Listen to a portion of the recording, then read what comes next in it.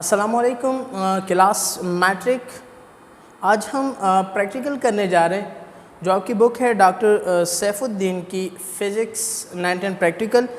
तो हम इसका स्टार्ट करने जा रहे हैं और इसका जो दूसरा प्रैक्टिकल है आज हम वो परफॉर्म करेंगे और दूसरे प्रैक्टिकल का नाम है वर्नियर क्लिपर। तो आज हम जा रहे हैं वर्नियर क्लिपर को समझने। आइए वर्नियर क्लिपर क्या होता है। तो सबसे पहले आपको बताता चलूँ कि वर्नियर क्लिपर क्या है। तो ये हमारे पास एक इंस्ट्रूमेंट है जिससे हम किसी भी चीज़ का डाया मालूम कर सकते हैं, किसी भी चीज़ की हम पैमाइश कर सकते हैं, उसके लेंथ मालूम कर सकते हैं और इसके साथ साथ वॉल्यूम वो तो बाय फार्मूला मालूम कर लेंगे, लेकिन डाया और लेंथ वगैरह के लिए हम इसे यूज़ करते हैं। मोस्ट एक्यूरेट हमारे पास इंस्ट्रूमेंट है और इस इंस्ट्रूमेंट को हम वर्नियर क्लिपर कहते हैं। इसको वर्नियर क्लिपर क्यों कहा जाता है? क्योंकि जिस बंदे ने इसको इन्वेंट किया था उसका नाम था पेरी वर्नियर, जिसकी वजह से इसका नाम पड़ा वर्नियर क्लिपर। इसके कुछ पार्ट्स हैं जिनके बारे में आपको बताता चलूँ। देखिए इसके यहाँ दो है, एक ये फिक्स है, दूसरा ये मूवेबल, मूव कर रहा है। ये जो फिक्स है इस स्केल को हम मैन स्केल कहते हैं और ये जो मूव कर रहा है ये वाला स्केल, ये इस स्केल को हम वर्नियर स्केल कहते हैं।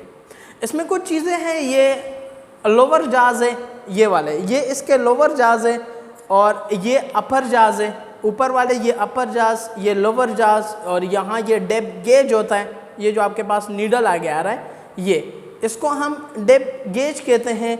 इसके अलावा ये जो इसके लोअर जाज है ये यूज़ होते हैं आउटर डायमीटर के लिए, ओडी के लिए यूज़ होते हैं। OD mean outer diameter. जब आप मालूम करते हैं किसी भी चीज़ का, जैसे फ़र्ज़ कर लें मैं आपसे कहूँ ये, तो इसका ये जो आउटर डाया है ये मालूम करेंगे तो इसके लिए हम फिर लोअर जाज का यूज़ करते हैं। अगर हम इनर डाया की बात करें, जैसे आपके पास ये अंदरूनी ये इनर डाया की बात करें, तो फिर हम यूज़ करते हैं अपर जाज का।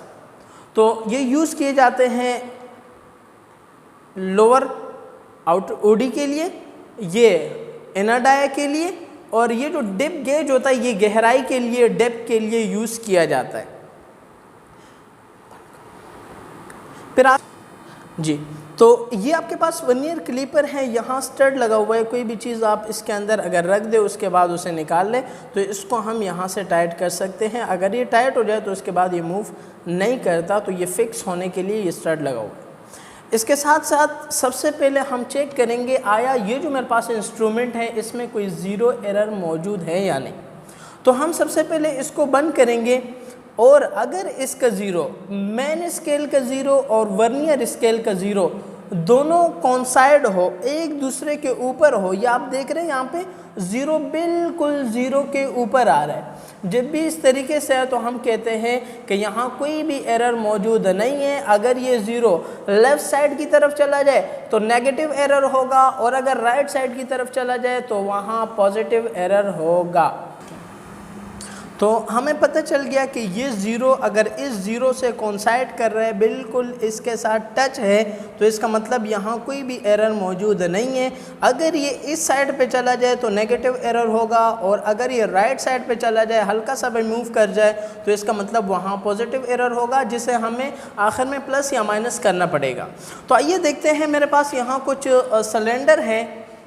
यहाँ देखा जाए तो डिफरेंट किस्म के सिलेंडर्स हैं। यहाँ पे मैं इनमें से एक सिलेंडर उठाता हूँ और इस सिलेंडर की मैंने लेंथ भी मालूम करनी है और इस सिलेंडर का मैंने डाया भी मालूम करना है। तो आइए देखते हैं डाया क्या होता है।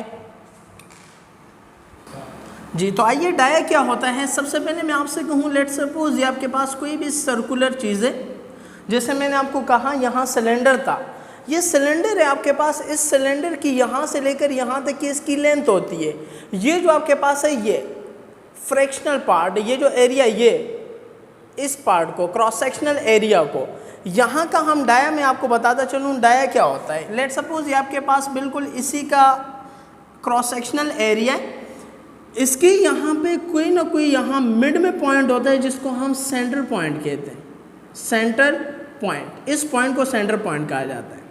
फिर एक ऐसी लाइन जो इसके सरकमफेरेंस से होती हुई सेंटर पॉइंट से गुजरती हुई किसी भी पॉइंट दूसरे पॉइंट से जाके टकरा जाए तो हम इस लेंथ को, इस ये जो आपके पास कोड है, इस कोड की लेंथ को डायमीटर कहा जाता है। क्या इसके अलावा मैं फ़र्ज़ कर लूँ क्या ये भी डायमीटर है, क्या ये भी डायमीटर है, तो ये डायमीटर नहीं होंगे, इनको हम कोड कहते हैं, इनको कोड कहा जाता है। तो आपके पास हर डायमीटर कोड हो सकता है लेकिन हर कोड डायमीटर नहीं हो सकता जी। तो आइए देखते हैं, ये आपके पास सिलेंडर है, जिस सिलेंडर का मैंने लेंथ भी मालूम करनी है और इसका डाया भी मालूम करना है। तो इसकी लेंथ के लिए हम सबसे पहले यहाँ पे इसको जो लोअर जास है इसमें यहाँ फिक्स करेंगे। फिक्स करने के बाद आपके पास ये जो ऊपर स्टड है इसको यहाँ से टाइट कर लेंगे, फिक्स कर लेंगे और वो फिर निकाल लेंगे। तो वो हम निकाल लेंगे ताकि हमारे पास कोई मूव वगैरह ना करे इस तरह, और हमारे पास ये फ़िक्स रहे, क्योंकि मैंने फ़िक्स कर दिया है तो यहाँ से कोई भी अब मसला नहीं पड़ेगा। तो फिर हमें मेन चीज़ है कि हम इसकी रीडिंग कैसे लें। तो सबसे पहले यहाँ पे अगर देखा जाए, सामने बोर्ड पे मैंने मेंशन किया है, जैसे यहाँ देखिए लेंथ ऑफ सिलेंडर मैंने मालूम करना है तो मुझे कुछ चीज़ें चाहिए। क्या चाहिए हमें? मेन स्केल रीडिंग चाहिए, वर्नियर स्केल रीडिंग चाहिए। तो ये स्केल की रीडिंग हम किस तरीके से लेंगे यहाँ पे आपको मेंशन कर देते हैं। ये आपके पास है मेन स्केल, ये है वर्नियर स्केल। इसकी हम रीडिंग कैसे लेंगे? तो इसकी रीडिंग के लिए यहाँ से हम चलेंगे, इस वर्नियर स्केल का जहाँ 0 है वहाँ तक मेन स्केल की रीडिंग ले लेंगे। तो ये मेरे पास है 2, 2.1, 2.3, 2.4, 2.5। अगर आप देखें यहाँ देखिए 2.5, तो 2.5 मैंने इसकी मेन स्केल रीडिंग मेरे पास आई वो है 2.5। तो मैं यहाँ लिख लेता हूँ, पहले ऑब्जर्वेशन में जो मेरे पास रीडिंग आई वो है 2.5 सेंटीमीटर। फिर आते हैं वर्नियर स्केल रीडिंग की तरफ। तो वर्नियर स्केल रीडिंग हम कैसे लेते हैं? तो याद रखिएगा, मेन स्केल और वर्नियर स्केल इन दोनों की वो लाइन जो एक दूसरे से कोइंसाइड कर रही है, टच कर रही है, वो आपकी जी। तो हम देख रहे थे कि आया कौन सी लाइन मेन स्केल और वर्नियर स्केल इन दोनों की कौन सी लाइन आपस में कोइंसाइड कर रही है, एक दूसरे को टच कर रही है, तो वो लाइन हमने देखनी है। अगर मैं यहाँ से चलूँ तो यहाँ से तकरीबन कोई भी लाइन मुझे, ये पांचवी लाइन को अगर देखा जाए, ये और मेन स्केल की जो लाइन है ये बिल्कुल एक दूसरे के ऊपर आ रही है, तो हम वर्नियर स्केल की रीडिंग लेंगे 5 डिवीज़न। क्या लेंगे? 5 डिवीज़न। तो मैंने यहाँ लिया 5 डिवीज़न। फिर इसी तरह ये जो प्रोसीजर है, ये रीडिंग आपने 3 टाइम लेनी है। दोबारा लेंगे इसी की, तो वो भी अगर आप ले तो 2.5 सेंटीमीटर आएगी और डिवीज़न भी उसमें 5 ही आएंगे, 5 डिवीज़न आएंगे, या हल्का फुल्का चेंज हो जाएगा। ये आपके पास है 2.5 सेंटीमीटर और ये हो जाएगा 5 डिवीज़न। जब आप रिपीट करेंगे इसे 3 बार, ये आपने इस तरह मेजरमेंट करनी है। फिर उसके बाद अगर मैं हूँ फ्रैक्शनल पार्ट हम कैसे मालूम करेंगे? फ्रैक्शनल पार्ट का फार्मूला है FP = VSR। VSR का मतलब होता है vernier scale reading 5। Least count हम किसे कहते हैं? लीस्ट काउंट कहा जाता है किसी भी इंस्ट्रूमेंट से, जो भी आपके पास इंस्ट्रूमेंट है, इससे आप कम से कम जो पैमाइश कर सकते हैं उसे हम लीस्ट काउंट कहते हैं। तो यहाँ लिखा हुआ है आपके पास लीस्ट काउंट लिखा हुआ है, मैं यहाँ से मेंशन कर देता हूँ 0.05 मिलीमीटर। 0.05 मिलीमीटर ये हर एक पे लिखा हुआ होता है, तो ये इसका लीस्ट काउंट है। मैं यहाँ लिख लेता हूँ 5 वर्नियर स्केल रीडिंग 5 और लीस्ट काउंट जो था वो हमारे पास है 0.05। इन दोनों को मल्टीप्लाई करेंगे, इसी तरीके से यहाँ भी करेंगे इसको 5 × 0.05। टोटल लेंथ हम कैसे मालूम करेंगे? टोटल लेंथ के लिए हम L = MSR, main scale reading plus fractional part, इन दोनों को सम करेंगे तो हमारे पास आएगा जी। तो main scale reading fractional part दोनों को प्लस करेंगे तो हमारे पास आएगा टोटल लेंथ आएगा। तो टोटल लेंथ के लिए सबसे पहले जो फ्रैक्शनल पार्ट है, ये जो फ्रैक्शनल पार्ट है, इन दोनों को मल्टीप्लाई करें तो इसका आंसर आएगा 0.25 सेंटीमीटर, इसका भी आएगा 0.25 सेंटीमीटर, 0.25 सेंटीमीटर। जी, तो ये आपके पास आ गया फ्रैक्शनल पार्ट। और फ्रैक्शन पार्ट के बाद हम लेंथ चाहिए, तो मेन स्केल रीडिंग है हमारे पास 2.5 और प्लस फ्रैक्शनल पार्ट है 0.25, दोनों को सम करेंगे तो हमारे पास आएगा 2.75। तो इसके बाद ये हमारे पास आया फ्रैक्शनल पार्ट से, ये लेंथ आई सेंटीमीटर में। इसी तरह यहाँ क्या आप करेंगे तो वो भी आएगा 2.75 सेंटीमीटर, और सेम इसी प्रोसीजर को आपने फॉलो करना है। यहाँ भी आएगा 2.75 सेंटीमीटर। ये जो वाला कॉलम है ये है corrected length plus minus 0 error. यहाँ हमारे पास जो इंस्ट्रूमेंट था उसमें कोई एरर मौजूद नहीं था, तो इस वाले पार्ट को हम नेगलेक्ट कर लेंगे, काट देंगे यहाँ से, इसको नहीं कर जी। तो यहाँ से इसको हम नेगलेक्ट कर लेंगे। इसके बाद हम आएंगे मीन लेंथ। जो मीन लेंथ हम मालूम करते हैं वो हमारे पास जो पहली ऑब्जर्वेशन हुई थी उसका लेंथ कितना है 2.75, फिर प्लस करेंगे उसमें दूसरी बार जो आपने ऑब्जर्वेशन ली थी, याद रखिएगा आपने ये ऑब्जर्वेशन 3 टाइम करनी है। तो सेकेंड टाइम जो आई थी उसको भी हम लिखेंगे 2.75। इसी तरह जो तीसरी बार आई थी 2.75, इन तीनों को हम सम करेंगे और 3 से डिवाइड करेंगे। जब आप इसको सम करेंगे और 3 से डिवाइड करेंगे तो इसका आंसर आएगा 2.75 सेंटीमीटर। जो हमारे पास लेंथ आ गई, इसका मतलब ये जो आपके पास सिलेंडर था इसकी जो लेंथ है वो है 2.75 सेंटीमीटर। जी, तो आइए अब हम इसी जो आपके पास सिलेंडर था इसका डाया भी मालूम करेंगे। तो इसके डायामीटर के लिए हम इसको इस तरीके से फिक्स कर लेंगे इसमें, और यहाँ से जो ऊपर स्टड है इसको भी आप यहाँ से फिक्स कर दीजिएगा ताकि ये मूव न करे। फिर अगर इसको निकाल भी लेते हैं तो कोई मसला नहीं है, या खैर रहने दें। तो आइए देखते हैं, अब हम 2 रीडिंग लेंगे। वो 2 रीडिंग हम किस तरह लेंगे, तो यहाँ तो मैन स्केल रीडिंग हम लेंगे और वर्नियर स्केल रीडिंग लेंगे। तो मैन स्केल रीडिंग हमारे पास है, इसका 0 जहाँ भी मैन स्केल पे होगा हम वो ले लेंगे। जैसे ये है 1, 0, 0.1, 0.2, 0.3, 0.4, 0.5, 0.6। अगर यहाँ देखा जाए तो इसकी रीडिंग आ रही है 0.6। ये हमारे पास है मैन स्केल रीडिंग। तो मैन स्केल रीडिंग हमारे पास है 0.6। और अगर हम यहीं से वर्नियर का भी देख लें तो वर्नियर की कौन सी लाइन कोइंसाइड कर रही है, पहली वाली ये नहीं, इसके बाद आएगी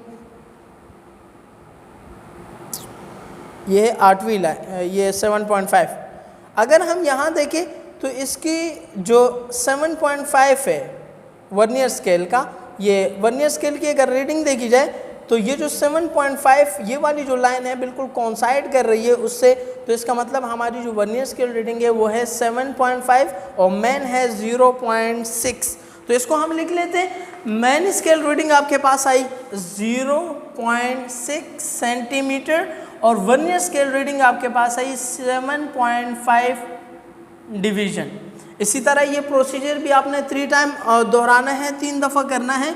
तो मैं इसको डायरेक्टली कर देता हूँ 0.6 सेंटीमीटर 7.5 डिवीजन। दूसरी बार भी करेंगे इसी तरह, तीसरी बार करेंगे 0.6 सेंटीमीटर एंड 7.5 डिवीजन। अब आइए फ्रैक्शनल पार्ट हम किस तरीके से मालूम करेंगे।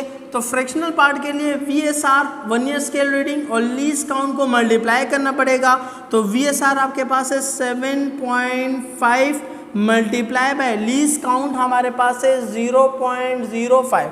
तो मैंने लिखा 0.05 जी। तो ये आपके पास इन दोनों को हम मल्टीप्लाई करेंगे वर्नियर स्केल रीडिंग और लीस्ट काउंट को, तो हमारे पास आ जाएगा और फ्रैक्शनल पार्ट, इनको दोनों को हम मल्टीप्लाई करेंगे तो आंसर आएगा हमारे पास 0.375 सेंटीमीटर। इसी तरह ये आपने यहाँ भी करना है तो इसका आंसर भी आएगा 0.375 सेंटीमीटर। इसी चीज़ को रिपीट करना है आपने प्रोसीजर को, ये भी आएगा 0.375 सेंटीमीटर। इसके बाद अगर हम आ जाए तो टोटल लेंथ हम किस तरह करेंगे। टोटल लेंथ के लिए मेन स्केल रीडिंग और फ्रैक्शनल पार्ट को ऐड करना पड़ेगा। तो मेन स्केल रीडिंग आपके पास है 0.6 प्लस फ्रैक्शनल पार्ट आपके पास है 0.375 जी। तो इन दोनों को हम सम करेंगे, इसका आंसर आएगा 0.975 सेंटीमीटर।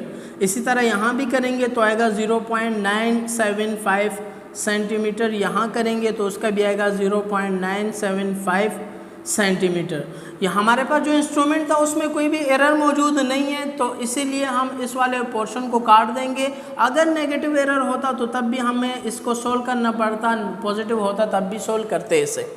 आइए अब मीन डायमीटर हम किस तरीके से निकालेंगे। तो मीन डायमीटर के लिए जो आपने 3 ऑब्जर्वेशन किए, ये जो आपके पास लेंथ आया, बल्कि ये डाया होगा, तो ये आपके पास हो जाएगा टोटल डायामीटर, टोटल डाया। तो टोटल डाया आपके पास जितना भी आया, ये आपके पास 3 दफ़ा आपने ऑब्जर्वेशन की हैं, तो 3 दफ़ा जो ऑब्जर्वेशन में जितना डाया आया है उन तीनों को हम सम करेंगे, 3 से डिवाइड करेंगे। तो पहली दफ़ा मेरे पास आया 0.975 प्लस दूसरी दफ़ा भी 0.975 और तीसरी दफ़ा भी प्लस 0.975। डिवाइड करेंगे हम इसे 3 से, तो 3 से डिवाइड करने के बाद भी आएगा 0.975 सेंटीमीटर। तो ये हमारे पास काम था। लेंथ हमने मालूम की सिलेंडर की और उसके बाद डाया भी मालूम कर दिया। इसके बाद हम कैलकुलेशन की तरफ बढ़ेंगे। कैलकुलेट हम किस तरह इसकी कैलकुलेशन कर सकते हैं। तो रेडियस ऑफ सिलेंडर हम किस तरह मालूम करेंगे जी। तो रेडियस के लिए हम क्या करेंगे, d डिवाइडेड बाय 2, डायमीटर को हम 2 से डिवाइड कर लेंगे। तो डायमीटर मेरे पास आया है वो है 0.975 डिवाइडेड बाय 2। जब आप इसको 2 से डिवाइड करेंगे तो आंसर आएगा 0.4875 सेंटीमीटर। इसी तरह अगर हम वॉल्यूम की बात करें, हमें सिलेंडर का वॉल्यूम चाहिए और कितनी स्पेस वो ऑक्युपाई कर रहे हैं, तो उसके लिए हम करेंगे क्या, उसका फार्मूला है पाई r²L। यहाँ जो पाई है ये कांस्टेंट वैल्यू है, जिसकी कांस्टेंट वैल्यू होती है 22/7 मल्टीप्लाई बाय r। आपके पास आया यहाँ से रेडियस 0.4875 का स्क्वायर, और लेंथ आपके पास जो है वो वहाँ से हम मेजर कर देंगे, जो मेजरिंग की हुई है 2.75। और इन तमाम को जब आप सोल्व आउट करेंगे तो इसका आंसर आएगा 2.047, और लेंथ की वॉल्यूम की जो यूनिट होती है वो हो जाएगी सेंटीमीटर क्यूब। और इसके बाद हमने रिजल्ट की तरफ जाने, तो रिजल्ट में क्या कह रहे हैं, लेंथ ऑफ द सिलेंडर की लेंथ कितनी है, तो यहाँ मेंशन है 2.75। डायमीटर ऑफ सिलेंडर कितना है, तो डायमीटर ऑफ सिलेंडर था 0.975। वॉल्यूम ऑफ सिलेंडर कितना है, तो 2.047। तो आज का ये हमारा था प्रैक्टिकल नंबर 2, जिसका नाम था वर्नियर कैलिपर। और इंशाल्लाह इसके बाद फिर दूसरे प्रैक्टिकल में हाजिर होंगे, और उस वक्त के लिए इजाज़त, अल्लाह हाफ़िज़।